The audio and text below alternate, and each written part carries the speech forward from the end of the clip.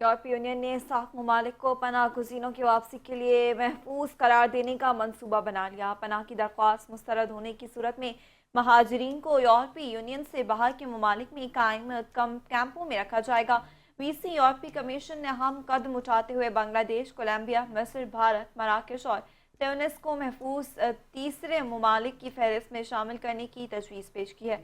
اس مجوزہ تجویز کا مقصد ان پناہ گزینوں کی واپسی کو ممکن بنانا ہے جن کی پناہ کی درخواستیں یورپی یونین کے رکن ممالک میں مسترد ہو جاتی ہیں۔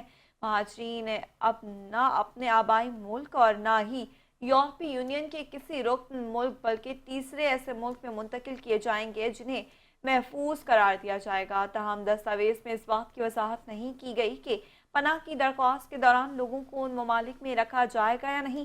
حالیہ دنوں اٹلی نے 40 مہاجرین کو البانیہ میں قائم کیمپوں میں منتقل کیا ہے، جس سے یہ بات واضح ہے کہ یورپی یونین کے رکن ممالک نے اپنے طور پر بھی چند ممالک سے معاہدے کر لیے ہیں۔